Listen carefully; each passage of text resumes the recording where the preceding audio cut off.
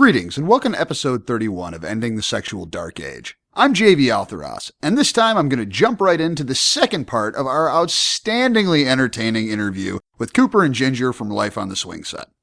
It was a great conversation and also a bit of a long conversation, so this has ended up being a supersized episode, but I doubt you guys are going to mind. Apologize in advance for a few occasional audio drops, background noise, and echoes. Skype decided to be really bitchy, and there was more than one of us in the middle of a terrible thunderstorm, which we all know does all kinds of fun things for internet connections. So without further ado, let's get right into talking to our favorite swingers. We have Cooper and Ginger joining us to reconvene our foursome to talk about the joys of ethical non-monogamy. Ooh, foursome. Sounds like fun. It always is. So welcome, guys. Thanks for coming back to the show. No, thanks for having us back. Yeah. Definitely. Now, right before we started recording here, Ginger was telling a little story about some fun she had last night and a little sports-related injury. And I decided I wanted to get the show going because it became an interesting segue. So, Ginger, you had a little injury last night? Just a little one. Of course, you know, when you're in the thick of things, you don't really realize what is uncomfortable until the next morning. So I am this morning feeling little sore spot in the middle of my back that a pressure point during the action last night, and it's making me happy. You know, it's a little bit painful, but then you feel it and you can reflect back on why it's there. So I don't know. I enjoy that. Yeah. Actually, the reason that jumped out at me is one of the topics I wanted to talk about today was kink and swinging. Mm-hmm. That kind of mirrors something that you find a lot with enthusiastic kinky play. You know, like for example, when Shara gets a particularly aggressive spanking, and the next day she is reminded of it very thoroughly every time she sits down, it kind of intensifies and improves the experience. You know, it's like a constant reminder until, you know, the little bruises or welts or whatever you may have go away, that constantly, every time you feel it, takes you right back to the fun. Mm-hmm. Yes, kind of definitely. Like a fun little vacation in your head. During that whole time, you're like on this little vacation. Yeah, definitely. One of the topics we didn't really get to last time, and this is something that's been kind of an intellectual curiosity for me for a while. One thing that has always seemed a little bit odd to me is that I don't know, or I have not met as many kinky swingers as I would expect. Because swinging, you know, in itself is kind of a sexually adventurous, open-minded, exploratory activity. And so is kink, and I'm surprised I don't see more mixing there. Do you guys have any thoughts on that? I definitely have thoughts on that. Prof and I play, we have a kinky side and enjoy it very much. And it's something that we have enjoyed, I've talked about it on Life on the Swingset, and it's something we've enjoyed together and haven't really... Well, I shouldn't say haven't. I mean, we've shared bits and pieces when we feel like what we're sharing isn't going to intimidate or frighten our play friends. And we've found that as we share little bits and pieces, that other people's curiosities sort of, they feel comfortable sharing their curiosities about different kinks. Okay. And it's funny that this comes up this time that we're chatting, because a couple of weekends ago, we were at a party and playing with some friends, and all kinds of, I don't know what happened, but there was some sort of opening of minds and wanting to share about different kinks. And the conversation got really kinky really fast with friends who are swinger friends who we just didn't really know that was something that they were interested in. Mm-hmm. And from the perspective that they didn't have a lot of experience, but they certainly know about us that we have more experience. And it just, again, don't know what it was. Trust level got to a certain point, but they brought it up. We started talking about it. We did have another friend in the mix who was very open about sharing her kinks, and it just got rolling that way. And it really did feel great to have that melding of worlds. But we have another set of friends who have spoken in the past. We've had conversations with them. They're also kinky swingers, and they've talked about how there are some swingers that if kink is not their thing, it could really intimidate them in the sense that there are some issues around consent, especially when, and I know JV and Shara, you guys could probably talk more about this, but about the concept of consent and prior consent and how some kink play can look very non-consensual. But absolutely. But that's the point, and that is, and when you're in the kink world, you get that, and you get that there was vast amounts of communication before the play even happened, and so I think that there is a hesitance in sharing too much really edgy kink around a group of swingers that aren't educated about kink, because it really can come across as, what would be inappropriate behavior in the swing world. Well, that makes a lot of sense, and I hadn't really considered it from that aspect. And I probably should have, considering I'm a sex educator that talks about kink all the time. But there is kind of a shock factor, and I talk a lot about Hollywood kink on the show, which is the dungeons full of hanging flesh in the horror movies, and shredded body parts that happen to be mixed in with all kinds of kinky toys, creating an intentional but unfair association and that kind of stuff that is kind of out there in the mainstream consciousness. Right. Mm-hmm. Yeah, but then again, things can, sometimes all it takes is, some joker like me that happens to have a flogger hanging from his belt walking around the party without trying to use it on anybody to really start the conversation. Well, and it's true. The exploration of kink with potential couples, I think a lot of it is, in the kink communities where people are meeting up with each other to engage in BDSM activities, things like that, that is specifically what they're going out looking for. Mm-hmm. So therefore, that is what they have their profile saying. That is what, when they meet up with another couple, it is for that. Okay. And I think in the swinging community, I mean, people put that stuff in their profiles, but they try to downplay it because ultimately they're meeting up with other couples for sex. And if the other couple has kink interests, it might come up at some point throughout the evening, and then you might have some kinky time, All right, so it's more of an intention to soft sell it and then only bring it up later if the chemistry is already right with another couple? Right. It's like the bisexual male thing. Understood. Because I would probably go out on a limb and say 75% of bisexual males label themselves as straight on the websites. So it's one of those things that if you get this weird hint and pursue it, then it can lead to something. But odds are, still the next day, they will still identify themselves as straight on the website. Understood. Shara, you look like you got something to say.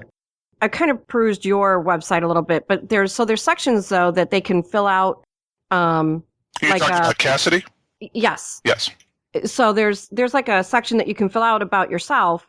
So can you expand saying like, that they're into kink or BDSM and say, but have a section there that they can say not required, Oh, yeah. Well, okay. Cassidy has this great thing where you select the level you're into something. Okay. And it's 1 through 5. So, you can, if you're into it a little bit and want to explore it, you put a 1 or 2.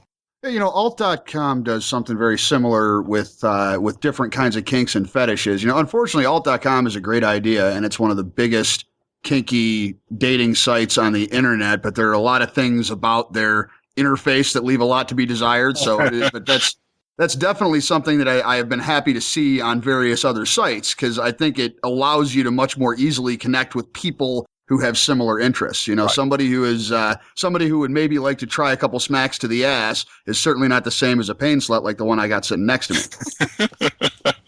Absolutely. I knew that was coming. Be gentle on Ginger's ears. She's still having a recuperating morning. Ginger, would you like to give Shara a cop out on the bell? Is that too loud for your delicate ears this morning, or are we okay? Uh-oh. Hold on. We lost her.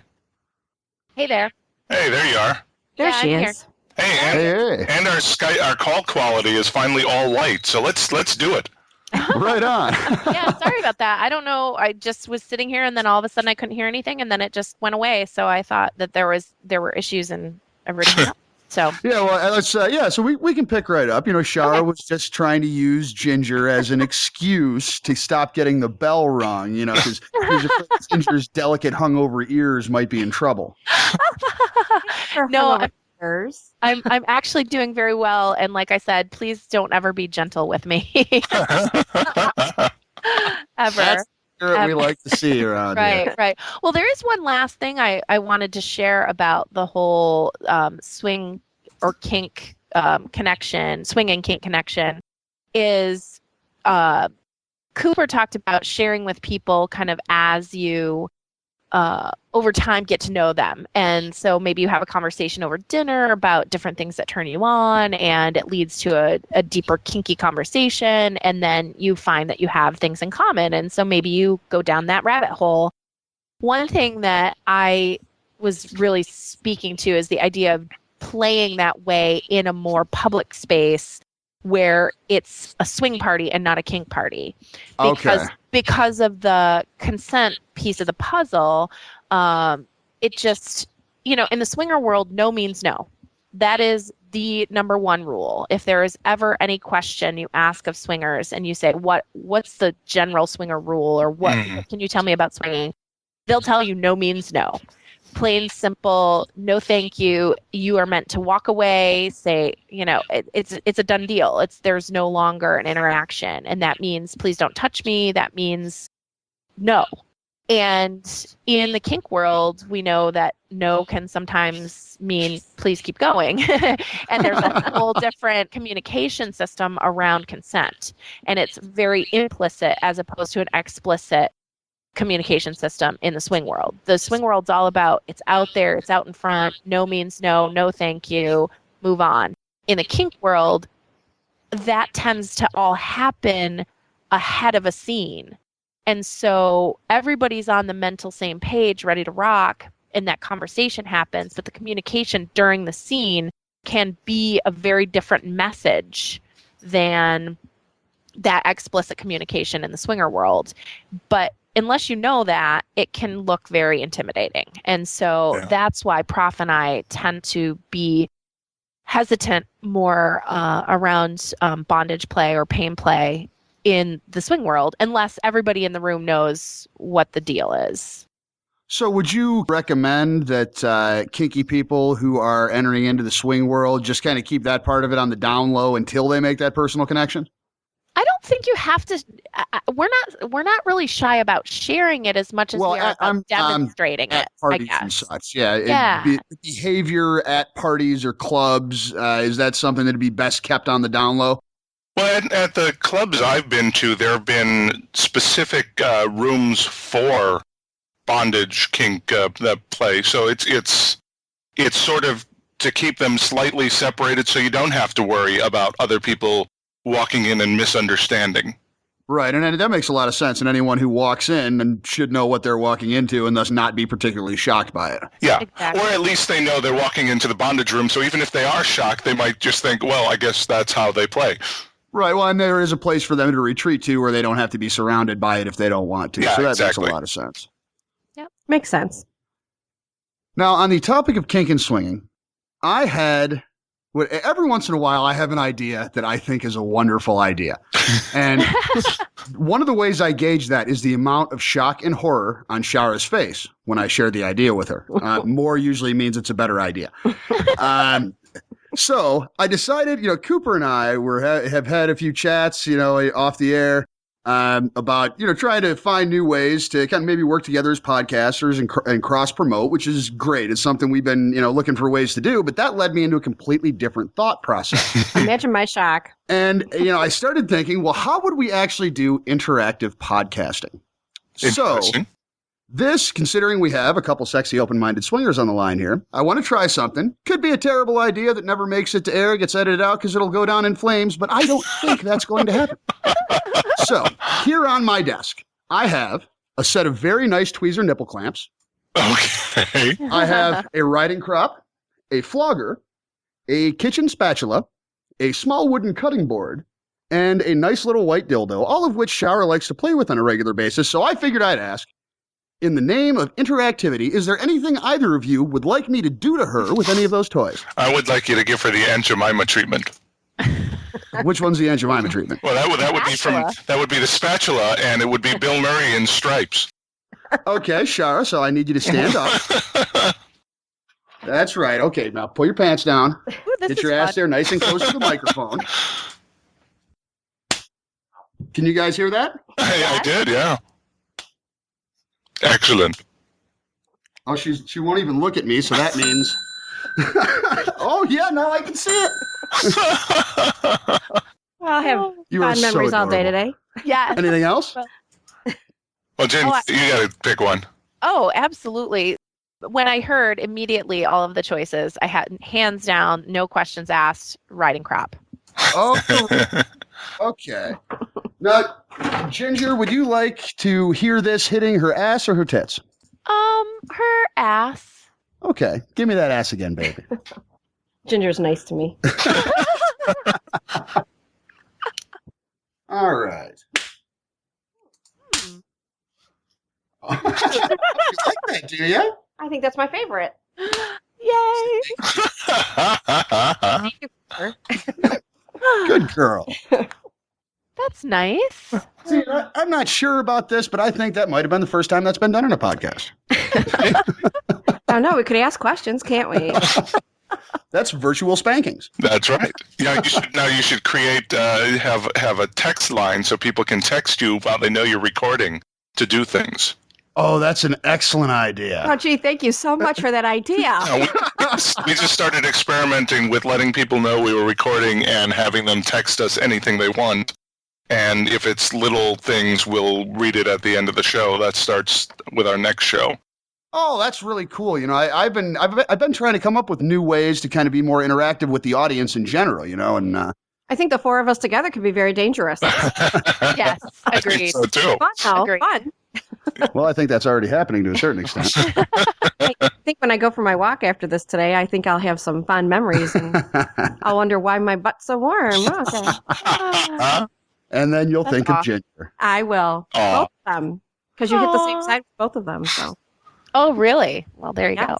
Yes. Well, you know, we have kind of close quarters, so it's a little difficult to get reach and swing and everything else when we're right by the Sure. mic. So it's a little limited. Sure.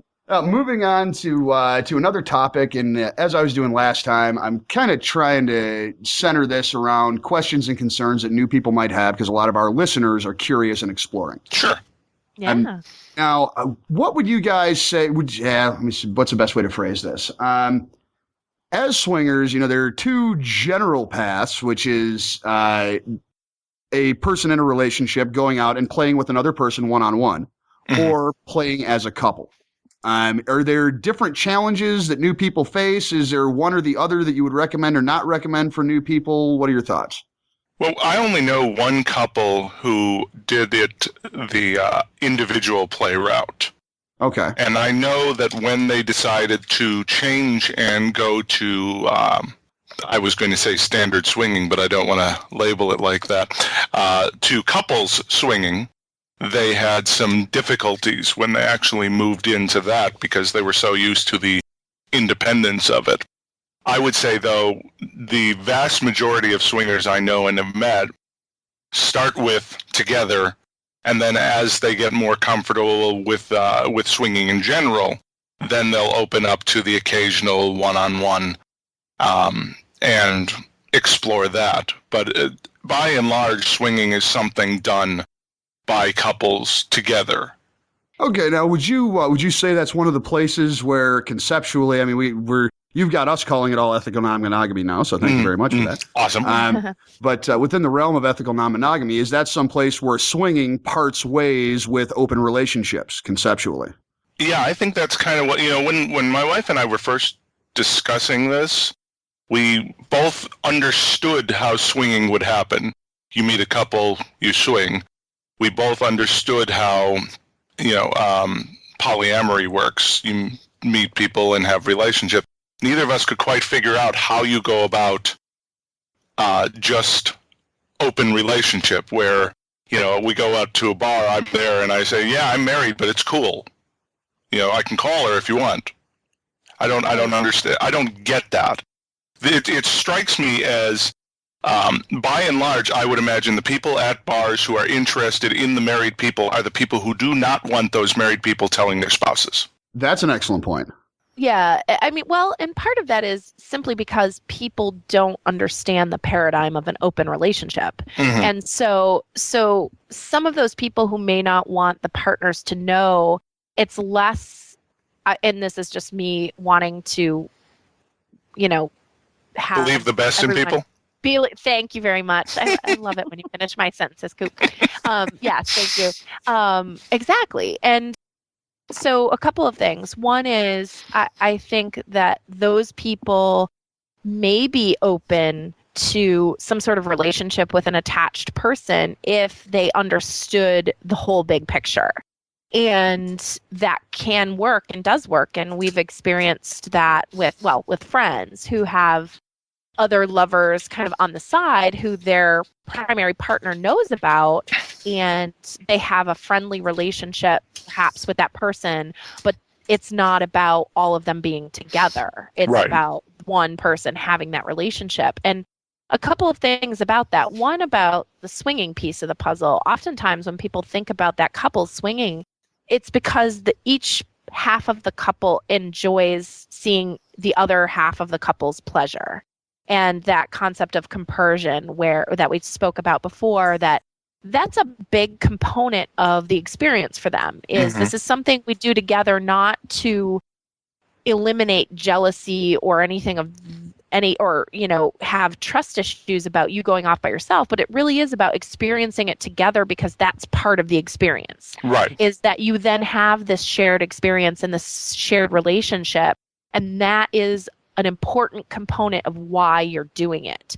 And then there are some people who lean, and I hear what you're saying, JV, about, is it an open relationship? Is it a swing relationship? Is it a poly relationship? And this is where all the gray area comes in, that each half of a couple perhaps sees themselves, or they choose to see themselves as individual people seeking relationships. Mhm. Okay. And so some of the relationships you might share, but some of them you are actually an individual person seeking another relationship. And so each person kind of going out and doing their own thing, because each person has their own autonomy to do so. And that's not to say that the swingers don't have that autonomy. It's just maybe they don't wish to have that. It's not something they seek, because a big component of why they play is because they like to do it together. Right.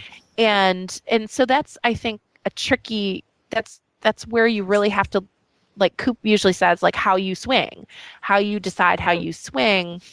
And it does get back to that labels piece of the puzzle that we started with way back when, that, the labels can be very limiting. And so if you do meet someone who says they're in an open relationship, they might be doing it in a way that seems to be like a normal swing relationship. Or you meet someone who's poly, who it gets very crazy and convoluted, and it really comes down to talking about what each individual person wants to get out of whatever relationships they're seeking.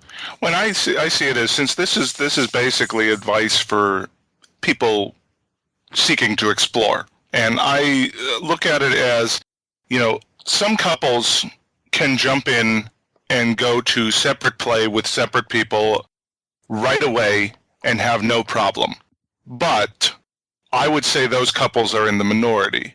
I would say that that's something you have to work towards. So therefore, as a general conception, I would recommend starting with your partner, because I think it's very easy for that the obsessive jealousy to take hold when you don't know what it is your partner is doing, and you don't know if your partner is telling you all of that. Whether or not any of that is true, it's a lot easier for it to spiral into dangerous jealousy than if you're in the same room, and so at least you know what's going on at all times.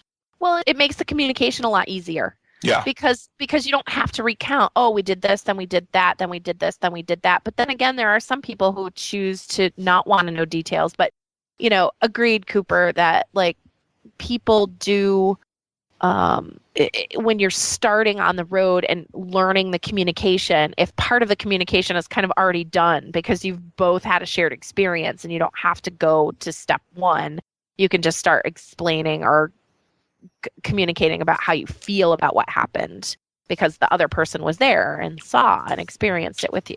Right. That's what I was going to say. I was thinking that it would be less jealousy if you're doing it together because it's something that you're sharing together and having a lot of fun. And the jealousy for those who get jealous, to me, it would be one of the things that would be, as not as much of an issue. I'm not saying that some people still wouldn't get jealous, but I know that the first time that JV and I were with another couple, I was not jealous at all. I was nervous about getting together for the first time with somebody else with him, but he made me feel so comfortable. He kept coming back to me and I felt like I was the main person in the room. I felt like it was me getting all the attention, even though she was getting just as much of attention as I was. Plenty from you. Anyway, I thought, it turned out afterwards, we had a great talk about it and I did not feel 1 ounce of jealousy in my body. And I got to be honest, I thought I would. Yeah. So I think that, Ginger, you're correct, or maybe it was you, Cooper, doing it together, at least in the beginning, is something that's going to eliminate that. Some of them I know probably can never go on to doing it individually without their significant other. Right. Because of the jealousy issues that they might have. Well, a lot of people just don't go on to doing it without each other. Yeah, I don't. Well, sometimes you don't need to. Right. It's a lot of fun. Jealousy thing. Yeah, I don't think there's a continuum there. I think it is, you decide, you may evolve as a couple to do it differently over time, but it's not about seeking to eventually do it so you can go play alone. Right. I think that for some people, and I guess that's what I was getting at with for some people, being together and that shared experience is the pinnacle. That's the reason that they do it. So to then move on to playing alone and having independent relationships, that doesn't really tickle their fancy. They're like, no, Right, it's not a natural progression. Yeah, Right. yeah. And I have a group of submissives that I get together with, and Ginger, maybe you can help me with this question. Sure. Some people put in an open relationship right on their profile, whether it's, on Facebook or whatever. And they asked me, what does that mean? Does that mean that they can go off and be with somebody else without their submissive? So if the dominant puts in an open relationship, does that mean that they can go off and be with whoever they want and I don't have any say so? I told them that I think it's individual, that you have to discuss what that means to you. Right. But their question back to me, and I really couldn't really answer that very well, was, but what do other people think when they read that? When another submissive is reading that my dominant is in an open relationship, does that give them full right to go ahead and contact my dominant and I have no say so? It's interesting because it probably means something very different in the dom sub relationship as it does for me. And when I see it on Facebook, I assume open relationship is a fancy way of just putting non-monogamous. Okay. But I know some dom sub relationships are monogamous. Mm-hmm. Oh yes, many of them are. You have the whole spectrum. Yeah. So it at that point, it has to be sort of individually negotiated. Just the assumption that it means anything is unacceptable. You have to deal with. I'm just completely losing my train of thought. Well, I think Run with it, Ginger. Yeah, I mean, just on those tails, like, I think that it means, I mean, if we go to open, I mean, the word open, it's open to being approached. It's open to being, perhaps there's a relationship that might eventually come of you approaching me, but that doesn't necessarily mean that it becomes a play relationship. Or I think, Cooper said it right, that you have to have that discussion. But I think that if you put that you're in a monogamous relationship, then there is no discussion. It's just, this is my partner. This is what we do. And this is how we play. And it's not open for discussion, as opposed to, you might approach someone in an open relationship and have a discussion, and they may say, well, right now we're actually just the two of us or three of us or whatever, and we're not seeking other partners. And then, and I think you just need to be comfortable asking the questions and being respectful. I do think though, Shara, there is a different element when it comes to a dom sub dynamic. And as the sub, you really have to, in the time that you've negotiated in your DS relationship for the negotiation, if there, to change that to open relationship or whatever the dom decides that he or she's going to do, that you are comfortable as a sub knowing what that means to them and what that means to you both as in your relationship. And if you as a sub are not comfortable with it being open, to, hit that window of opportunity to discuss that with your dom and say, this doesn't make me comfortable. So we need to indicate something different. And just being really clear that they know and what being in an open relationship is, I guess. Because if you're not seeking other partners, you need to be comfortable as the sub knowing your dom's going to communicate that on your behalf. Right. And what I've told them is, you have to talk to your dominant first. And if you're not comfortable with it saying in an open relationship, my suggestion to you would be to tell him that and to let him know. I said, because certainly he does not have to have in an open relationship in order for the two of you to go out and find or to be with somebody else and to have fun. It doesn't necessarily have to say in an open relationship, but he is technically the dominant. And so what he says goes. But if you're not comfortable with that, then you have to look and see if you're comfortable in being in that relationship at all. Because, is he somebody that is going to do whatever he wants without any concern for you? And yet there's that role that he is responsible for both of you. So, so I always urge them to go back and talk to their dominant and make sure that it's something that you're comfortable with, because in any relationship, you have to be comfortable. Absolutely. One other topic I wanted to talk about was singles and swinging. I saw that Ginger posted a couple of weeks ago on Twitter that she was taking a unicorn out to a party. And for those who don't know, it is a single woman in the swinger community. They're called unicorns because for some, they are just mythical and you don't often see them. Right. I wanted to talk a little bit about whatever methods or whatever avenues might be available to try and get into the swinger community, primarily for single males who might be interested, because I think we can probably come to a consensus that it's not difficult for a woman. We're definitely, it's funny you're asking that, because I have a lot of energy around that, just having experienced through other friends the piece of the puzzle that it is kind of tricky, whether you're a man or a woman, to be a single in the lifestyle. You know what? I'm gonna revise what I said just a little bit, because I think hearing you say it back, I realize I misspoke, or I didn't convey what I was trying to say. Okay. It's going to be tricky. Females do not run into the same carefully pre-constructed walls that single males. Like no single males allowed without 3 interviews and a naked photo. Yeah. That's so true. And that is something we want to tackle on Life on the Swingset too, is that what does that mean for our community, and how do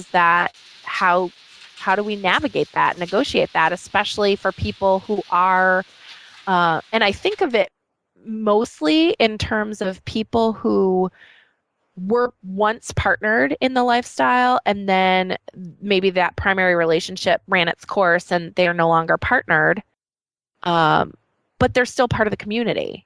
And that's something I've wondered about, within the community, when a swing relationship breaks down, if you've been together for a long time or played a lot, you're going to have a large group of friends. Mm-hmm. Is the guy de facto cut off from those friends and not able to get into the parties anymore, whereas the woman is not? And I ask that only because that, from someone who is ethically non-monogamous but outside the swinging community, that's what it looks like from the outside. Right. Well, I think the single males have a lot to overcome, mm-hmm. because the single males in the past have done the damage for them. Mm-hmm. Okay. So it's the single males who jump into parties, who jump into because when you're at a club and you meet another couple and you sit down and you're playing as two couples, and then a guy wanders in and just tries to get in the mix, That's one of the reasons why they've pushed single males out, and it is a double standard and it is a bias. But when a single girl wanders in, that's often someone for everybody in that group to play with. Okay. When a single male walks in, generally that's someone for two of those people in that group to play with, and they're probably already playing with somebody. Okay. You know what I mean? Yeah. And it is completely an unfair double standard. And there are very, very nice, awesome, sexy single males. The problem is they have to overcome all the assholes, the lecherous people that have come before them. Whereas the single females, all they have to do is overcome the crazy that has come before them. Well, and women tend to be fairly good at that. They're pretty. They smell nice. We forget the crazy pretty fast. Exactly. All right. So based on your guys' experiences, would you recommend that single guys who are curious just hold off until they have a partner? Or do you think that the potential rewards are enough to go through all the hassle? Well, see, what the single men have to do, and I've been asked this question by a number of people, is because parties are difficult for single men, because clubs are difficult and seemingly set up against them, the best advice I can have for single men is to get out to meet and greets, at bars. Okay. And just show people that you're a nice guy, that you're not going to immediately push them, because as a single male, you have to overcome two things. You have to overcome the female part of a couple's reluctance and nervousness about a single guy. You have to overcome the male's already ingrained defensiveness over a single guy, like what's he coming to do, what's he going to do, that you just don't have as much with a couple, mainly because the male half is distracted by the female half of that other couple. So there's a lot that comes with a couple dynamic that is just not present.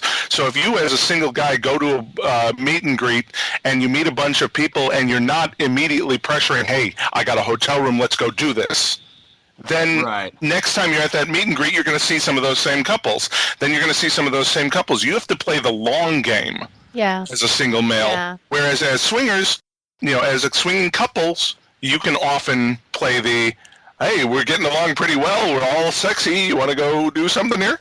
And single males, that comes across very differently. It's interesting in practice as being a very, very easily spooked woman around single men. And which is part of the reason I want to do more talking about it, because I have had experiences where Prof and I have been in public spaces, only interested in one another, very pointedly, and in public spaces where single men were allowed to be, and being very, very put off by how forward and pushy. Yeah. And like Cooper, you said, it's the damage done by those guys where you literally have to say 3 or 4 times, stop touching me. And that's horrible. That is just, it's not just bad manners. That's just unacceptable behavior. That's justification for a bloody nose at the very least. Actually. It's certainly, it's just, you need to understand, and I guess this is where I get to with single males, is you need to understand the etiquette of the lifestyle and know that no means no.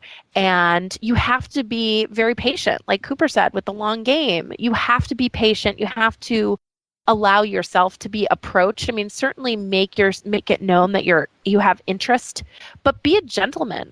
Let's have some manners here. And I'll tell you that I had an experience of meeting a single man in the lifestyle who we got to chatting because he was just a gentleman and very, very well spoken. And I got talking with him about what is it like. He's the reason I was thinking about these folks whose primary relationships break up. They run their course, and that happens sometimes in relationships. And he is still considers himself in a lifestyle, but is really limited in ways that he can get in touch with couples. And being that Prof and I typically meet people at parties, we just have this fundamental disconnect with good quality gentlemen to meet, single gentlemen to meet. And so I got chatting with him, and he really was one of those guys who had excellent manners, was truly interested in getting to know who you are a little bit, to maybe having a longer term setup where you might go on dates regularly. And I thought, wow, it's really unfortunate that there's nowhere to go to meet guys like him. Right. And because he made me think for the first time of the plight of the single male and the lifestyle. And I say that with no sarcasm. Like, I really do feel for the men who are, whatever it is, they're focused on their career, or they're in between relationships, or whatever it is, that it doesn't, like you said, JV, the women don't hit those barriers. The women are let in with open arms, and the reason in some ways they don't avail themselves of those opportunities is because they don't understand how the lifestyle works and know that it's going to be very, very respectful, and they really hold all the cards. But the women who do know that are thrilled and happy. I mean, we have a number of unicorn friends who love the swing parties and wouldn't even necessarily consider themselves swingers, just consider themselves open and sex positive, that know that they're going to be treated like a queen when they go to a swing party, because they know that they're going to walk into a room full of people who understand etiquette, who have the manners, who are very interested in getting to know a little bit about you. And so I think that's why there are fewer women, because fewer women know that that's the case. The men ultimately, may not care to play that way. And so I don't know. You fundamentally get this imbalance of fewer women interested in coming to the parties and so many men interested in coming to the parties. But it really is about getting the right people to the parties who understand the etiquette. Right. And I have to say, I did a little research after our last interview, and where we live, it literally probably 15 of the get-togethers, only one were open to men coming in. Right. All the rest were single men were not allowed. When we used to go to a weekly meet and greet at a bar that was friendly to our group, and there were single men there, and unfortunately, by and large, all they would do is just sort of stand around and stare. And then wait until people are making out and having their thing to jump in.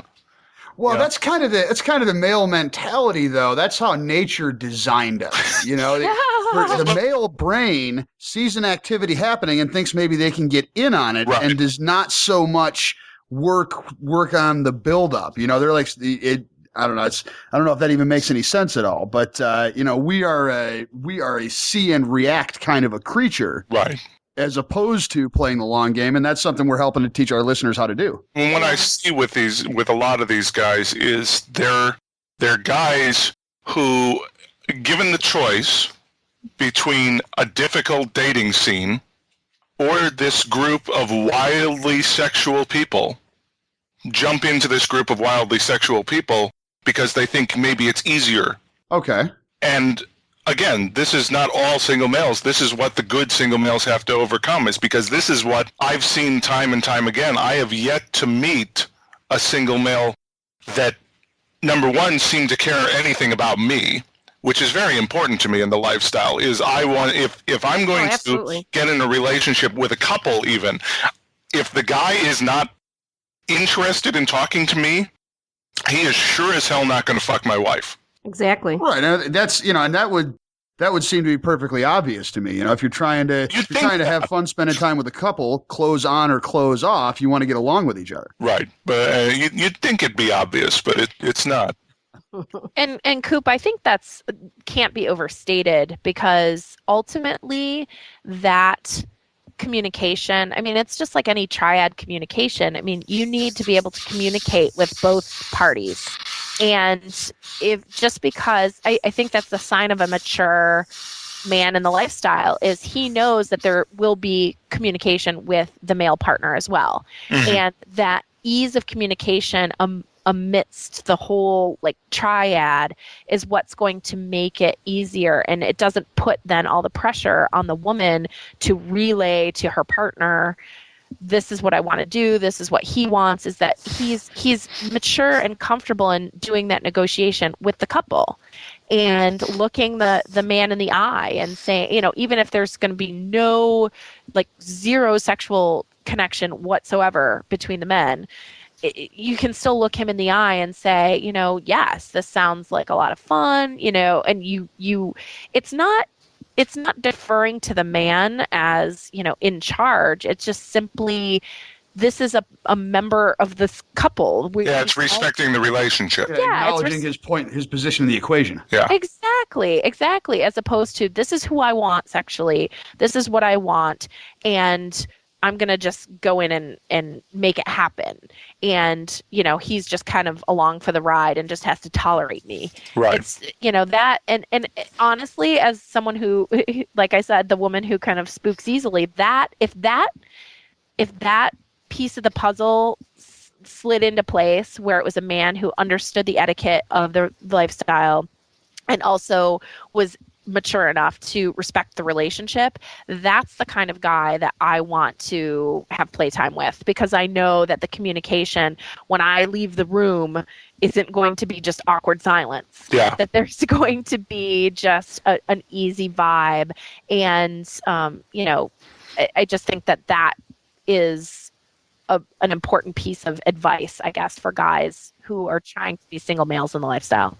That actually really resonates with me. And I tend to be naturally someone who is up for literally anything, but just kind of chilling out and going along for the ride. That mindset has gotten me through some unbelievable and unexpected doors over the years. So I want to take a moment to point that out to the listeners and let them know that if you can be, because it sounds like that's the kind of thing the swingers are looking for if they're going to be involved at all with single guys. Right. Be around, be cool, hang out, make friends, let people know that you are up for pretty much whatever, and you might be shocked what you get invited to. But Yeah. but respecting the space as well, because I think that's the problem is you get a guy that, you know, is really open for anything, but may not be as let's say open as you are in terms of, you know, letting people know, okay, I'm out here I am. They're kind of more on the shy end, and I hate to say that about a male, but you know, they're intimidated, shy, whatever, because they're going to say a meet and greet, but they already know that there's this, you know, stigma related to the single male.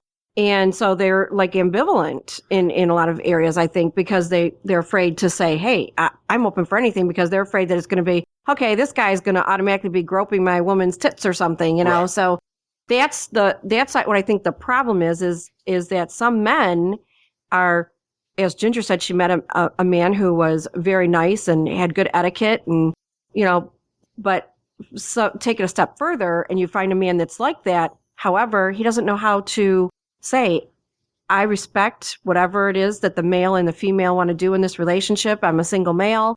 But they're somewhat intimidated. You know what we need to do? We need to start printing up some fucking t-shirts that say open for anything but not pushy.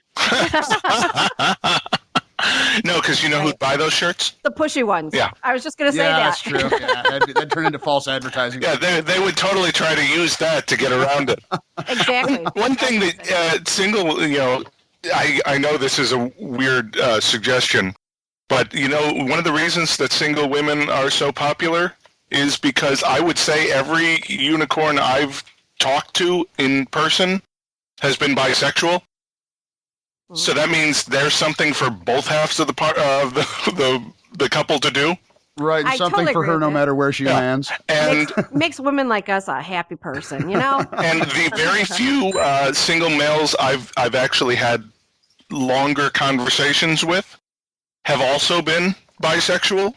Okay. Because that offers something that a lot of couples don't offer. Because, we know that there's a larger bisexual male population than admits it. Right. Oh, absolutely. But with a single male who's bisexual, that could give a bi-curious guy in a couple an opportunity to explore something without having to worry about more other people noticing it, and what if he doesn't like it? Then he's only got one person he's concerned about, Right. I don't know if that makes sense. That It makes does. perfect sense. I Okay. totally understood that. Yep. And I think that you're 100% on the mark on that one. Let's spend a few minutes talking about the single females and specifically what kind of challenges they face that the rest of us might not imagine.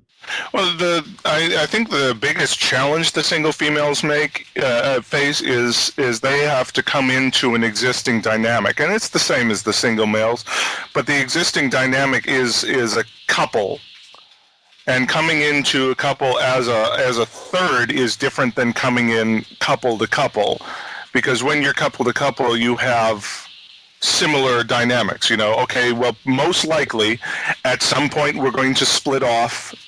Each of us will go with the other person, and with the single people, when you come in, then it's trying to figure out what the dynamic is going to be. Are we going to play as a threesome? Is just the girls going to play?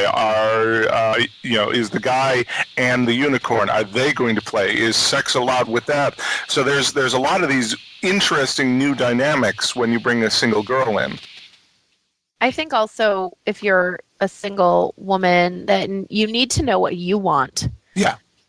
Plain and simple. I mean, you need to know what you want and what you're comfortable with. I mean, like I said, the unicorn holds all the cards. I mean, that seems to me to be, and be benevolent about it. I gotta don't use that thought, but I just had this picture in my head when you said that, Ginger, of like that campy old painting, but it's unicorns playing poker. Right. Right. Exactly. And so because of that, you can pretty much negotiate what it is that you want with the couples that you're interested in, and just be clear and forward about it. And if they're not interested in what you're interested in, then you move on and meet someone else. And I think if you can communicate that clearly, that this is what you want and this is how you want it to work, that not that people should bend over backwards, but certainly you are the single person and you are coming into that dynamic, and you don't have, the wingman, you don't have the partner in crime. So you need to take care of yourself. Right. So a question for you, Ginger. You said you're really not you don't have a jealous bone in your body, if I remember correctly. That's true. Does not compute. Yes, we're on the same page. Thinks about that all the time too. So a question for you on that is, as the unicorn's coming in to the relationship, and this couple, says, yes, I like her and so forth. I know you might not be able to relate to this question, but what about the couple, the female, and let's say she does have jealousy issues. Okay. How does she make sure, because you've got the unicorn coming in who basically can call her shots any way she wants. She's kind of the princess of the whole thing. Sure. So what about the wife or the significant other and their jealousy issue? And do they have something that helps them get through that? Because the unicorn might be saying, oh yeah, I want everything. And I, sure, do you both and whatever, but the wife's going, or the significant other's going, well, I'm not sure that I'm comfortable with this. Originally she thought she would be, but then this one person comes along and it's not quite who she anticipated coming into their group play or to their significant group. So any suggestions there? Well, I think that just because the unicorns hold all the cards doesn't mean that you capitulate to every whim of theirs.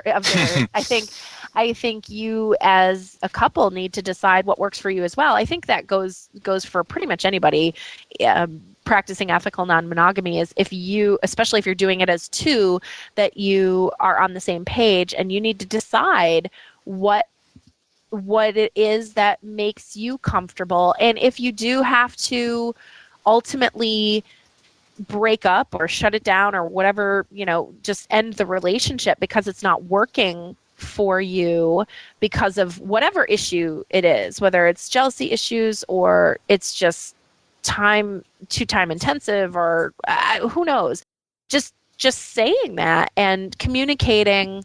Again, I go to that place of communicating as three, and not just having a communication with one partner or the other partner. And I really speak from experience with this because Prof and I had a pretty significant relationship with a woman for a couple of years. And we did have a stretch of time at the beginning when we were having our growing pains where it wasn't so much jealousy issues as much as it was her wishing to have more alone time with one of us and us really wanting a dynamic of three.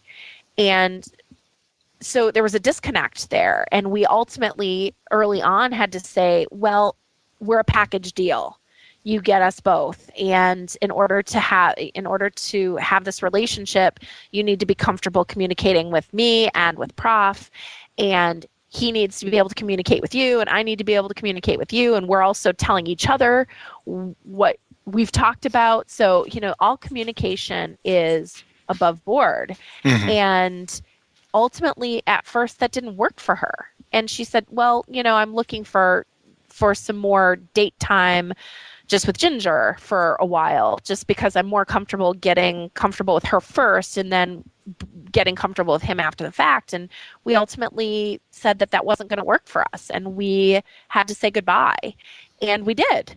And then a few months later, it circled around to her having thought it through and deciding, this is something that I can do. This is something I understand now that you guys are a package deal. Again, I go back to that. No one has that model of how you date a couple. Right. No one's taught that. No one learns that. And so ultimately, when she got to that place where she thought, okay, this will work, and I understand how this works, and she really started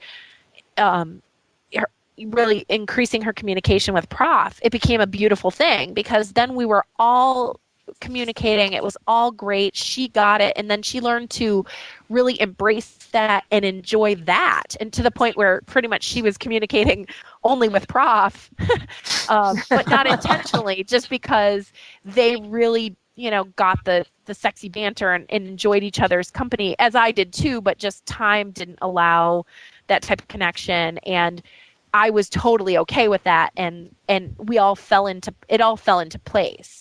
And so Prof and I had to terminate the relationship and say, this isn't working for us right now. And we did leave it open-ended and said, if you come around to this working for you, let us know. And sure enough, we got that phone call, and we were so grateful because it was a 2-year-long relationship that was wonderful. And we all found that place, but it wasn't immediate. So, well, also you need to remember that. I mean, one thing we tell couples all the time is at any point, for any reason, either of you can pull the handbrake and end what's going on. Yeah. Because you just feel a little uncomfortable. So the key is when you bring a third in, that discussion needs to be had with that third. Is at any point, for any reason, any one of the three of you right can say, whoa, stop. Well, and I think there's one of the confusing factors, I'll say, between the realms of kink and swinging is that, as we were kind of discussing a little bit earlier, people come into kink and one of the first things they learn is the concept that it's okay for anyone to put the brakes on. Mm-hmm. But there's not necessarily, in just the sexually open world of non-monogamy, there isn't, those who are experienced try to make sure we install the emergency brake in all the newbies we find and exactly. help them understand that it's expected. But I can see that being something that's a little bit more difficult if you're not coming into it with the mindset that perhaps you might be joyfully engaging in things that could put your physical safety in danger. Mm-hmm. That's not necessarily what the average person assumes when they get together for a date. Right. But back to something Shara said originally as well, the easiest way, I think, and I can say this from personal experience, and I know there are plenty of other people in the audience who have had the same experience, the best way to prevent tension and friction when you are in a threesome with two girls is to be David Copperfield and make them both feel like the most important person in the room. And if you can do that, seriously, your life will be easier than it will be if you cannot. Because it creates a comfort level. It's not really that hard, but you just have to have the mindset to do it. If you're with your female partner, you need to make sure that she always knows that she's important. And it's not like you're bullshitting. You just need to make sure that she knows it. Right. And you also need to make the woman who is joining you to play with you feel like, she is not put her up on a pedestal, but let her know that she is appreciated and that your interest in making her happy is more extensive than just getting her naked and getting her into bed with your girl. Right. Well, some of the more difficult one is the female who has two men to take care of, because that is a huge dynamic as well, because their egos, a lot of times, men's egos are balancing. Well, you need the right kind of guys. I mean, a lot of guys with the kind of ego problems you're talking about are also the kind of guys who are homophobic and are afraid of being in a room with another guy because they might get some of the gay. Hey, didn't you see the Saturday Night Live sketch? It's okay if there's a girl there. It's okay when it's in a three-way. Yeah, it's okay when it's in a three-way. Yeah, it was Justin Timberlake. It's the Dick in a Box and the Mother Lover. It's the third one in that series, and it's Justin Timberlake and I think that's Andy Samberg. Yep. And Lady Gaga actually in looking like a real person, sort of. So it worth checking out. See, I need to go intentionally look at something from Saturday Night Live for the first time in a while.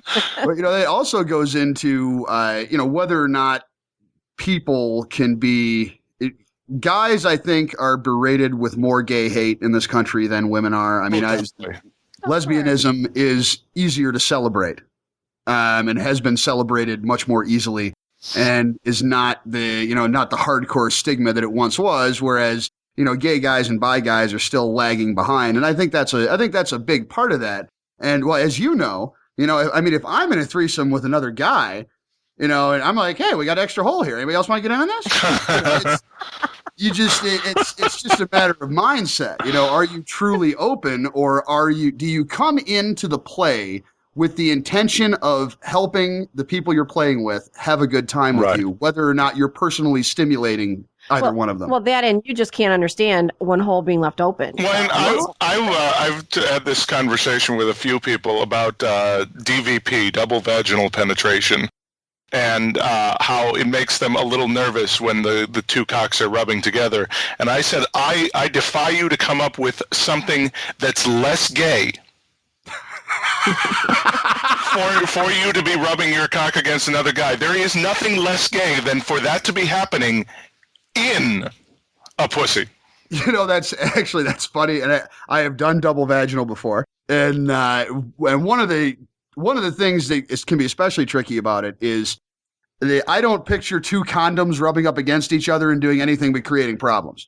Oh, no, the helpful is when two of the people are fluid bonded. So then you only have one condom involved. Ah, okay. And in the particular cases when I've done it, everybody was fluid bonded, so it really wasn't that big of a deal. But so that's one of those things that I'm glad you mentioned the one condom, because I'm going to talk about that more on another show. It's one of those things that, well, in my mind at least, you almost can't even do it with condoms. So I mean, you are absolutely right, Cooper. That is right. That is the least possible gay. Yeah, there is nothing less. Yeah. So the problem is that it goes back to when a woman walks into a room, she's got potential there all over the place, because there's the men and then there's the women. But people have trouble wrapping that thought around the man walking into the room, and that he actually has the same potential, because they just can't.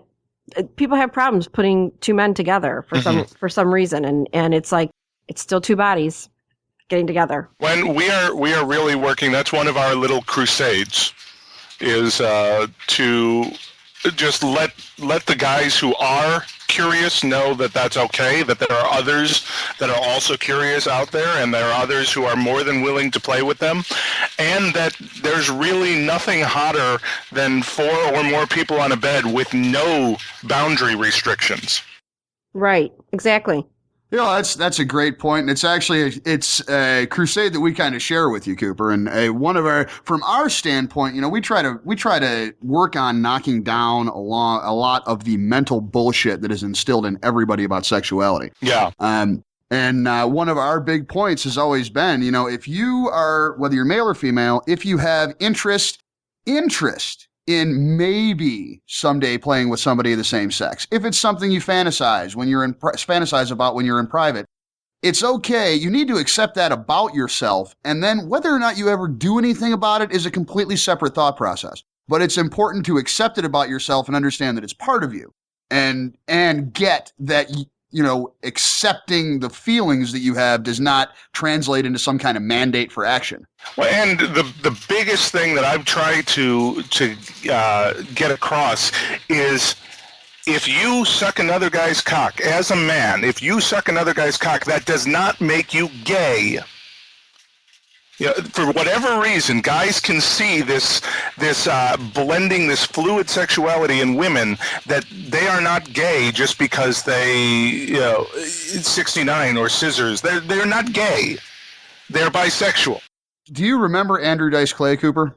Yes. He is the reason that modern men have so much trouble picturing that, because he did a bit that he did for 2 or 3 years, where a central part of the bit was, you either suck dick or you do not suck dick. And that resonated with, there is no male bisexual. You suck dick or you don't. Right. And that, because of the type of humor that he was doing, resonated in every college locker room in the land. Yeah.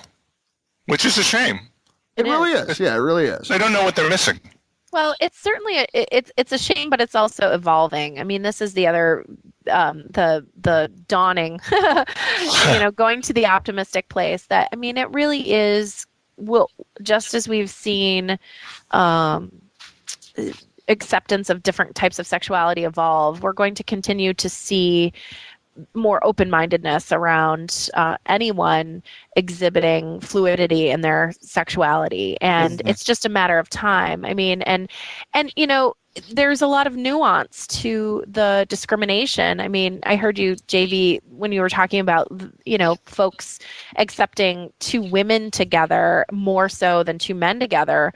But honestly, I mean, that acceptance somewhat hinges on what those women look like, because if those 2 women are very butch looking women, then it's less accepted than that's if an it's excellent point. 2 That is very attractive lipstick lesbian types, if we can use the jargon. Well, of course they are much more accepted because they do then play into the fantasies of the patriarchal supporting white male. So they're there for my use, as opposed to, I wouldn't really want to have any I don't really have any sexual interest in these 2 butch women, so therefore they will be discriminated against. But these other 2, hot blonde women kissing on the dance floor, that's okay with me. And so good point. We don't, thank you. Unfortunately, it's a very sad point, but yes. Moral of the story is we are moving toward greater acceptance of everyone's sexual fluidity, and I think also gender fluidity. We see a lot more in the mainstream media around transgender folks and gender manifestation and what that looks like. And so it really is just a matter of time. And I think our job as podcasters, sex positive podcasters, is to model that behavior of acceptance and also create a language around all different types of sexual fluidity and gender fluidity, and put that out there in the vernacular, so folks who are trying to then take that sex positivity that they're hearing on the podcast and manifest that in their day-to-day lives. So that's just my little soapbox rendition of that better times are ahead. Call it a soapbox if you want, but I will tell you this, that since JV and I started talking with the 2 of you, and I've been able to actually find time to go and listen to some of your episodes, which I've enjoyed very much. Thank you. Oh, thank you. But I myself have found myself becoming even more positive.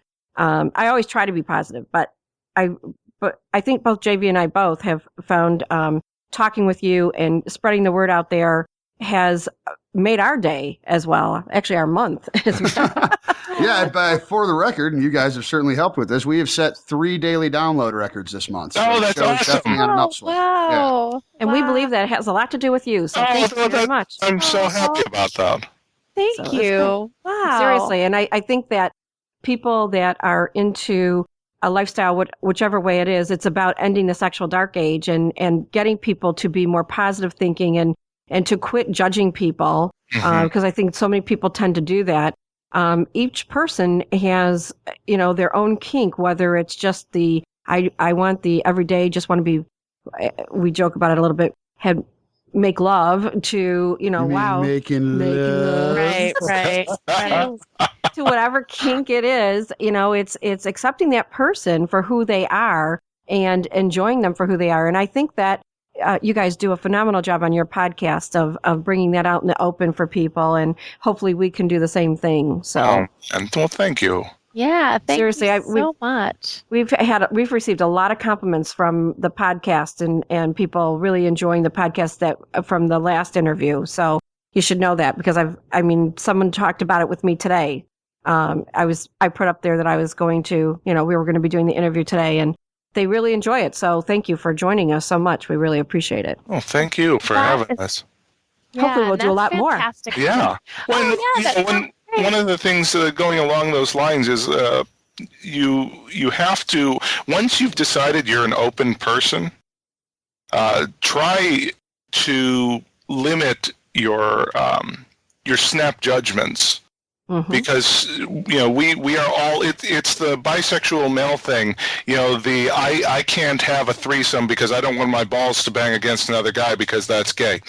That's something that if you think about that, and I'm saying anybody who actually has that thought cross their mind, if they think about that, they'll realize this is something that came from a specific place, that came from a specific notion I had, maybe in college, and there's really no validity to it at all. So therefore, is it something that I'd be willing to be open about just to experience something else, not to experience, playing with a guy, but to experience an awesome threesome and challenge your existing notions of these things, because as soon as you open yourself up more and more, and I said from the beginning, I won't say absolute flat out no to anything unless I feel it really endangers my life and my safety.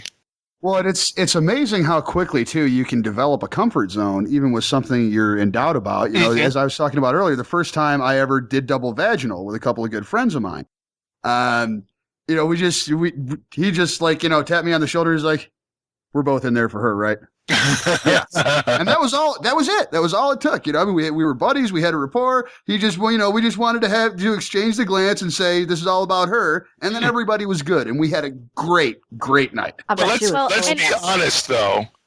Two cocks rubbing against each other inside a warm pussy feels awesome. It does. Oh, yeah. It certainly does. Well, and all of that said, Shara, thank you so much. And I think, agreed, we're all in it to hope that individuals aren't judging other people, and that we eliminate some of those snap judgments, and people treat other people with respect depending on their sexual fluidity, their gender fluidity. I'm really focused in on the almost deeper change of accepting yourself and not judging yourself. And that if you can go to that place, if you can do a lot of listening and mind opening and realize that something that you may have been judging yourself around your sexuality is coming up over and over again, to let yourself off the hook, because you learn that there's this big, wide sexual continuum out there, and you fall in this particular place, and realize that if you take a small step to the right or a small step to the left and experience something that's a little bit outside of what you expect of yourself, that you can accept that and just go with the experience and not judge yourself, whether, whatever that looks like for you, whether that's like a double vaginal penetration experience or some sort of pain play experience or whatever that you may have personally judged yourself to, have these fantasies and then say, ooh, that's not something I should want. Right. If you can eliminate those shoulds and just experience it, and then you may find that you're like, well, okay, that happened and now it's behind me and it's not really something that I'm big into, but to really dial in your interests and your pleasure to a place where it's completely authentic, that you have to have that latitude. You have to let go of that judgment in order to get to that place. I agree. And for me, it's the same thing. I want to be a better person. I strive that probably much every day, but I really have enjoyed, since we started the podcast, have really enjoyed getting to know myself even better. Can't wait to open up my own dildo world, which is going to happen. Well, apparently you're going to be getting truck deliveries from Dildo World fairly shortly, so let's just start there. Excellent. Oh, But one of and maybe you guys have had the same experience. One of the things I find so rewarding and so much fun about becoming a sex educator, because it clicked in my head a few months ago that that's actually what I am now. I'm a sex educator and sex positive activist. what's the practice? I was actually, well, the practice certainly helps. I was revising my bio though, and I said, well, how do I describe this? And that's what I finally came up with. I'm a sex educator. And a very fun aspect of that for me is that a lot of the questions that are asked to us by listeners end up, they either challenge me to verbalize my own thoughts on something, or they challenge me to come up with opinions where I may not have them. And I think that's one of the most rewarding parts of it. I think I become, a better sex educator and a better sex positive activist with every single show. Absolutely. I know I have. The experience has been great, but seriously, it's getting people like the two of you on the show as well, and getting a chance to talk with you and get your experiences out there. Now, people that are downloading the podcast are hearing what you have to say, and so it's opening another door for them that they may not. One of the listeners said to me, "My wife and I may never walk through that door, but it was good for us to have the open communication." So Right. it gave them a conversation. They talked about it, and I don't know what'll ever happen there, but it made me realize how many people out there don't even think about it. But now all the people listening to all of these different sexual education podcasts, it's a whole new beginning for people, and learning about yourself and awareness for yourself. And I find that I've always obviously loved sex, but I really have grown in so many other ways because of it. Yeah. And things have grown inside you. I knew that bell was. He's just been dying to hit that bell for a long time because I keep turning red. I know. don't get it as often in the interview shows, and there have been a few times where I didn't want to interrupt somebody's train of thought, so I just had a silent giggle. Yes, Ginger was talking. Ginger was saying something, and my face turned red, and I know he wanted to ring the bell, but he didn't want to interrupt Ginger's train of thought. Oh no, Ginger, you said something like, whether double vaginal is your thing or not, and she turned into a freaking tomato. It was hilarious. Obviously, we all know what I want. Oh, wow. So one last thing that I just kind of wanted to touch on, I think this can be a light, fun topic to kind of wrap up the interview on, is something that I don't hear discussed that much. And that is, everybody's got, things that they like and don't like sexually. And in kink, we call them limits, and we can draw you a map and give you a chart to tell you where our limits are after we've been doing it for a while. Yep. But swinging can also be, or ethical non-monogamy, I should say, can also be an opportunity to allow your mate to have experiences that you have no intention of having with them. Yeah. I had a conversation with a female friend of mine once, and where it came, I think one of the things I said was, well, if you guys start swinging, you're never going to have to take it in the ass again if you don't want to. And he'll be perfectly happy. So That's if you're very a woman who really doesn't like anal, and it's to the point where, and it could be with anything, like, for example, if I want my asshole licked, I better call someone other than Shara. Yeah. And it's, that's not something I'm particularly heavily into, but it's an example, and I can honestly say, even if we weren't openly playful people, if I came to her and said, baby, I really need to get my asshole licked, she would look at me and said, baby, you better go find somebody to do it for you. Have fun. I would help you find somebody because that's how important it is to you. I would help you find somebody. And I have a great example of that is my wife really loves rough play, and I just haven't gotten to the point where I can do that for her. I can't make that leap. Well, it's definitely its own mindset, so I certainly understand that. But she has people. I think we lost Ginger. No, I'm here. Oh, okay. He's intensely listening. I know. Sorry. He said rough play, and she just drifted. Me too. Me too. My face turned red. And it's something I'm working on, but at the same time, I know there are people in our group who really enjoy it, and I trust them doing that with her. So she can have that with them. She also likes to get tied up. We have a friend who it's his obsession to do the extensive knot play. So she has that with him. And it is great to be able to, it's sort of outsourcing. Exactly. And actually one thing you brought up is an excellent point. For example, someone who likes intricate rope work, that is very much a skill unto itself. Oh, yeah. I'm pretty good with rope, but intricate ropes, rope dresses, complex suspensions, that is a skill that is developed over the course of years. And even if it's something you're not interested in, you might not get a real taste of it unless, you and your playmate are playing with somebody who's into it. Because at that point, it's just another conversation to have, and it's just another activity to be a part of. Yeah, on FetLife, I guess it's okay to say names. I don't know. David Lawrence is on FetLife. Yeah, for FetLife, anything somebody puts up on FetLife is probably fair game. So his photography, he has some great rope work in there, and there's some really great people that are good with the rope on the FetLife because that's something that I'm kind of into. I love being tied up, and but I love rough play too. I have to admit. So and I had a dominant before JV that was extremely rough. But he was more of I was underneath his tutelage. It wasn't that, we were not sexually active.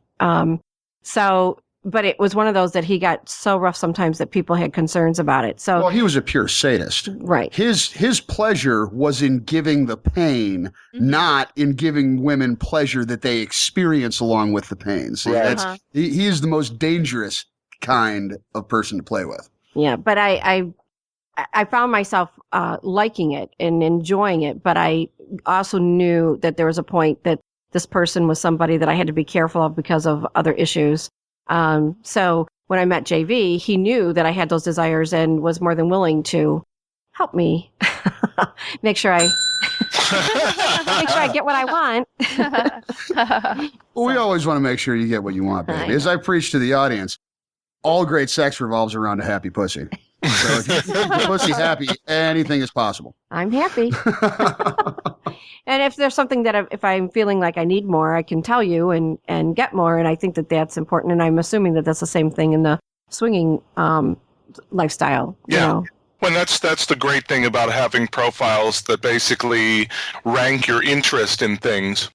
Because when we're looking through profiles and we see couples and we notice, hey, well, this matches up and this matches up and this matches up, then it's extra incentive to pursue something with them because, and we do have the luxury in this lifestyle of being able to be exceptionally choosy. Right. Sure. Because, if we see a couple that we think we like personality, and if we see a couple we think we like sexually, and if we see a couple we think we like in their sex play ideals, and you can put all that together, that's the couple we want to hang out with. So because we can be choosy, we can find specifically these little niches that this is what I'm looking for from a couple. My problem is whenever we're looking at. She wants it all. And I love. I mean, that makes it easy for you to shop. Yeah, exactly. She's so easy to buy for. I'm a people person, and I love when we're in a at a mall or whatever. People say, "Can I have your full attention?" And it's hard for me because if I see a pretty woman or a handsome man walking by, I've got to watch what they're doing and kind of So I have to force myself to pay attention to the conversation and focus because I get easily swayed by a beautiful Think woman. about people wearing clothes. But the other thing is it's more than that. I mean, initially it might be the physical attraction, but I really have to be able to connect with that person mentally as well. So that's extremely important to me. I love having people and so that I'm not saying that occasionally it's okay, she's cute, he's handsome, let's have some fun. Shara, that's my Prof and I have a term for that called intellectual foreplay. Yes. And that is like that. That's awesome. Yeah, that is my that's my sure thing. If I am turned on by someone's mind, then I'm speechless. I can't even say it's the hottest Speechless thing. thinking about it. I think it's better than you ever could with words. But it's the hottest thing if someone if you can get into a really deep, intense conversation or share intellectual pursuits or they know and especially around kink, they know and can burrow. I talk about it as like burrowing into your brain because you've shared enough information about what does turn you on, about the sexual behaviors, then they're able to create nuance around the actual behavior. And so I think that is the hottest thing when that connection is not just the bodily connection, but that mind connection that is intensely hot in and of itself. I have to agree because I admit it. He's yes, Ooh, I know. Headlights. I can't find my keys. Can you point those over here? I can't help it, but it's true. That's how I am. I love highly people that with the high intelligence, and obviously when I met JV, I knew he was one of those people, and he'll always my IQ is not like that big of a deal, and I mean seriously to the point that he tried to tell me his mother was lying about his IQ, and his sister had to confirm that his mother was not lying. And I then keep telling you, I've shaved off at least 10 or 15 points to drugs over the years, but I don't miss a single one. and still you just amaze me with that intellect. But it's true. It's like he can. When we first met, I wasn't paying attention to. When I first walked in, there was the hot waitress, and then there was the hot bartender and all that. But then it was like we had already been talking, but we had never actually met. So I go to meet him, and he had my full attention, and it's because of his intellect. And I love that foreplay. I love those words, and I will be using them, Ginger. Good. Yes, please do. Intellectual foreplay. I love it because that's really what it is. That's what it is for me. It's I really need that. That's something that I need. Yeah, it's for us too. I got some for you, baby. I know you do. Well, before we wrap up recording the interview here, there is something else that I just figured I'd throw out there, and I don't know if you guys are like me, and you seem to be. You probably got plenty of funny stories. But one of the issues that a lot of people have with sexuality is the whole breaking the mood thing. So somebody accidentally knocks a vase off the end table or something, and it broke the mood. And I have always worked very actively to keep that from happening. Generally with a joke and a smile and a slap to the ass or some combination of that type of thing going on. You remove the vase. Beforehand. Well, I find a spot you missed, and I'll break that and then jump back in bed. But for a lot of people, that is kind of an issue because sexuality is so repressed that a lot of people out there do have difficulty putting themselves in the proper headspace, and it's easy to knock them out of that headspace and ruin an evening or whatever. And I try to use some of my own funny stories of, weird mishaps that I have recovered from. So what are you looking at me like that for? Not all those stories involve you. Okay. But I was just wondering if you guys have any funny swinging stories with the intention of illustrating the fact that it doesn't always go perfectly, and if the fact that something goes wrong does not necessarily mean disaster. Well, I mean, I have a fun. You're talking about the breaking the mood thing. It's with one couple. We were with.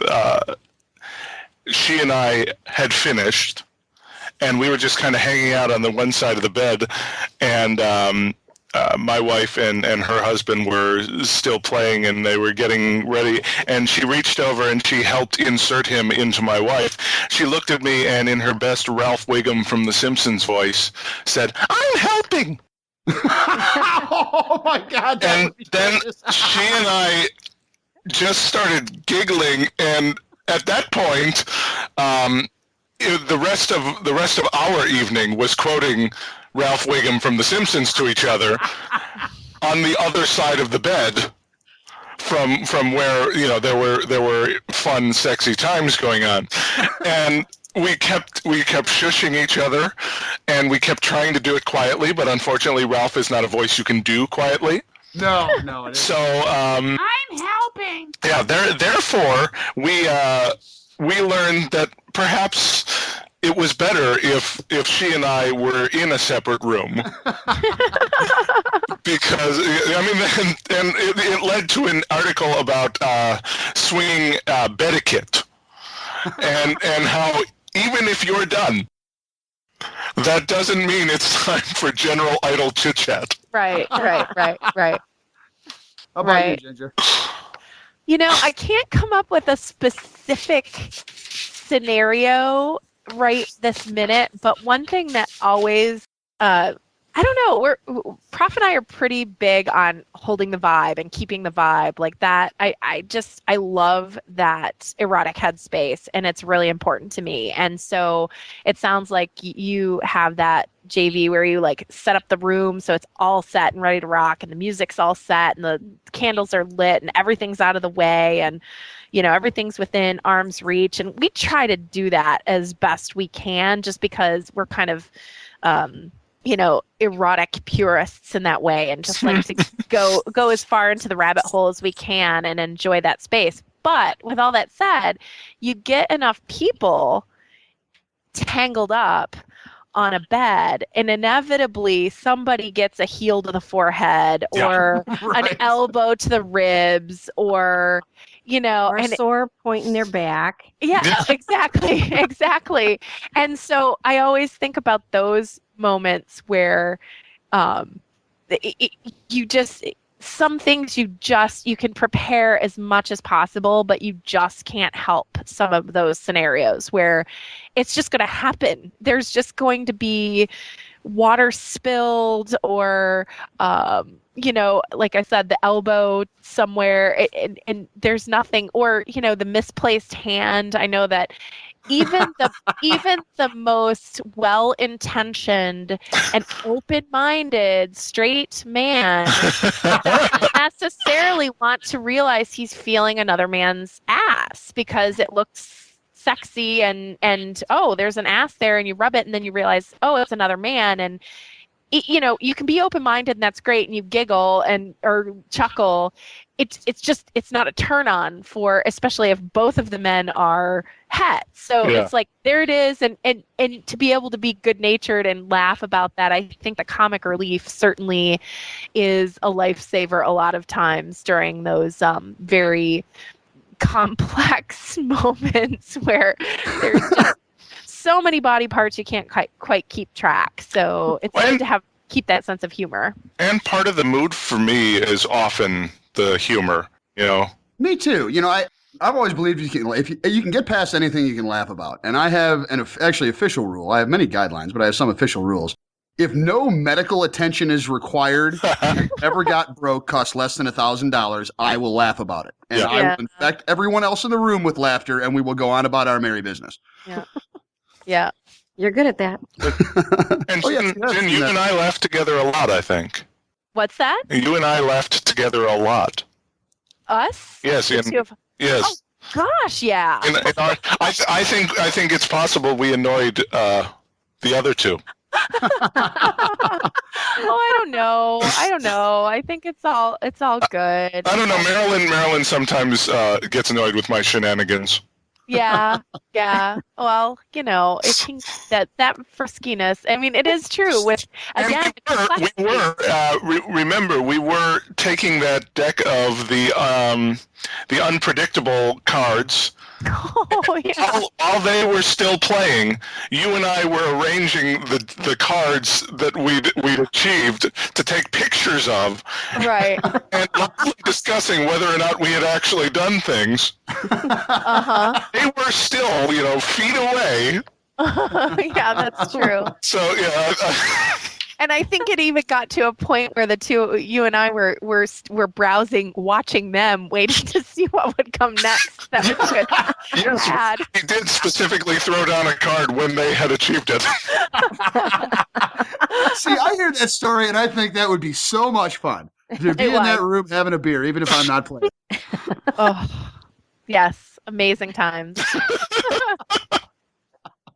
All right, well, we are going tonight. Thank you guys so much for sticking around so long this time. This has been an absolute blast. Oh, yeah, it's been I still feel like we have to have another interview. Well, we probably do. Actually, I think we can probably continue to come up with excuses to keep talking to Cooper and Ginger. It's a lot of fun every time. So. Yay!